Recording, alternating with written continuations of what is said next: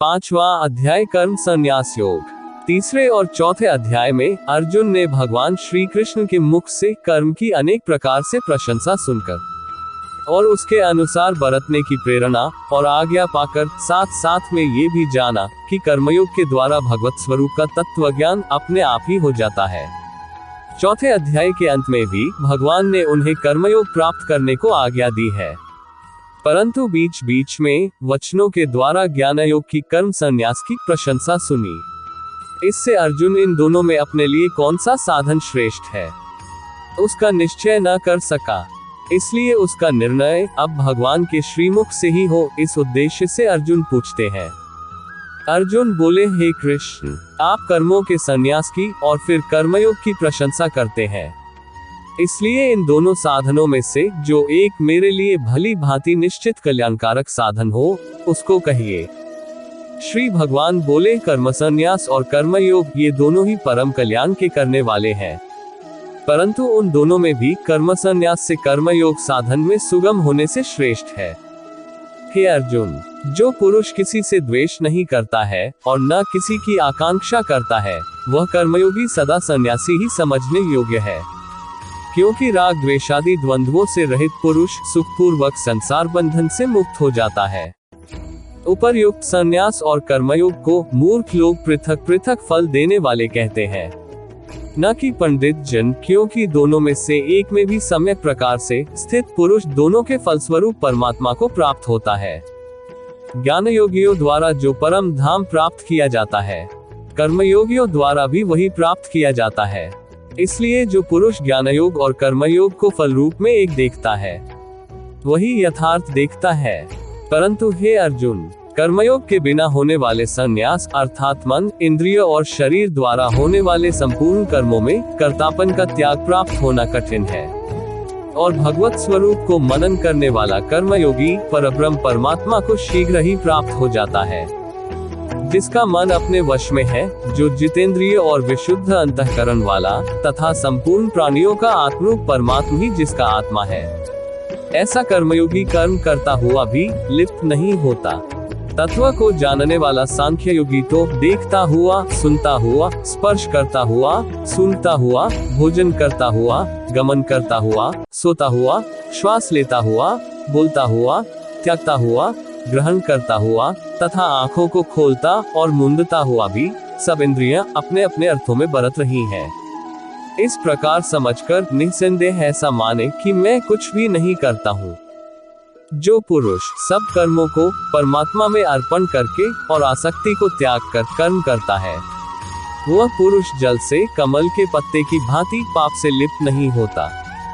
कर्मयोगी ममत्व बुद्धिरहित केवल इंद्रिय, मन, बुद्धि और शरीर द्वारा भी आसक्ति को त्याग कर अंतःकरण की शुद्धि के लिए कर्म करते हैं। कर्मयोगी कर्मों के फल का त्याग करके भगवत प्राप्ति रूप शांति को प्राप्त होता है, और सकौम पुरुष कामना की प्रेरणा से फल में आसक्त होकर बंधता है।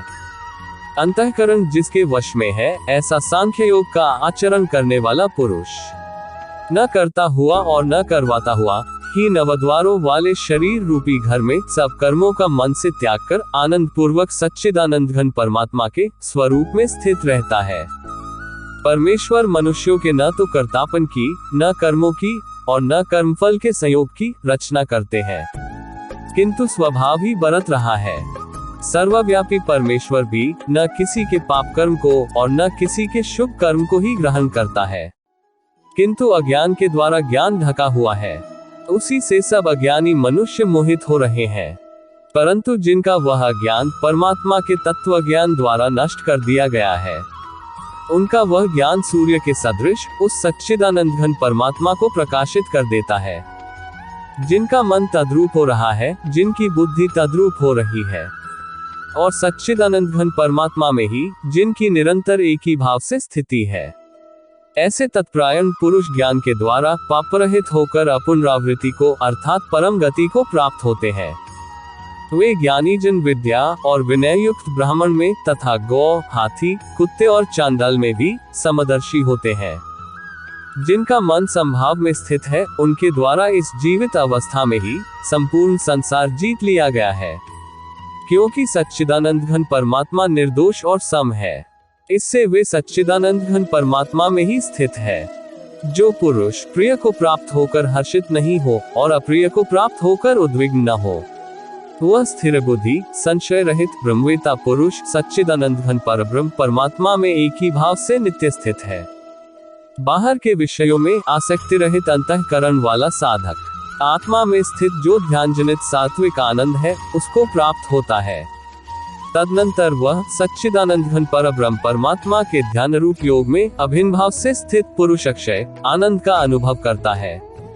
जो ये इंद्रिय तथा विषयों के संयोग से उत्पन्न होने वाले सब भोग हैं, यद्यपि विषयी पुरुषों को सुखरूप भासते हैं, तो भी रैख के ही हेतु हैं और आदि अंत वाले अर्थात अनित्य हैं। इसलिए हे अर्जुन, बुद्धिमान विवेकी पुरुष उनमें नहीं रमता।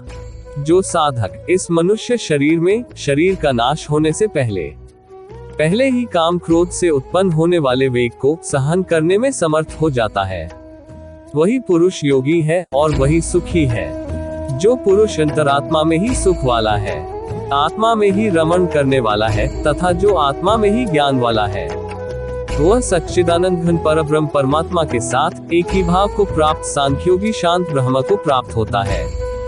जिनके सब पाप नष्ट हो गए हैं, जिनके सब संशय ज्ञान के द्वारा निवृत्त हो गए हैं, जो संपूर्ण प्राणियों के हित में रत है और जिनका जीता हुआ मन निश्चल भाव से परमात्मा में स्थित है, वे ब्रह्मवेता पुरुष शांत ब्रह्म को प्राप्त होते हैं। जिनके सब पाप नष्ट हो गए हैं, जिनके सब संशय ज्ञान के द्वारा निवृत्त हो गए हैं, जो संपूर्ण प्राणियों के हित में रत हैं और जिनका जीता हुआ मन निश्चल भाव से परमात्मा में स्थित है, वे ब्रह्मवेता पुरुष शांत ब्रह्म को प्राप्त होते हैं।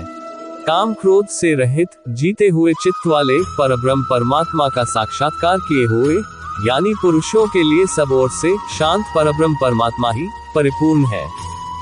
बाहर के विषय भोगों को न चिंतन करता हुआ बाहर ही निकालकर और नेत्रों की दृष्टि को भरिकुटी के बीच में स्थित करके तथा नासिका में विचरने वाले प्राण और अपान वायु को सम करके जिसकी इंद्रियां, मन और बुद्धि जीती हुई है, ऐसा जो मोक्षप्रयण मुनि इच्छा, भय और क्रोध से रहित हो गया है, वह सदा मुक्ति है।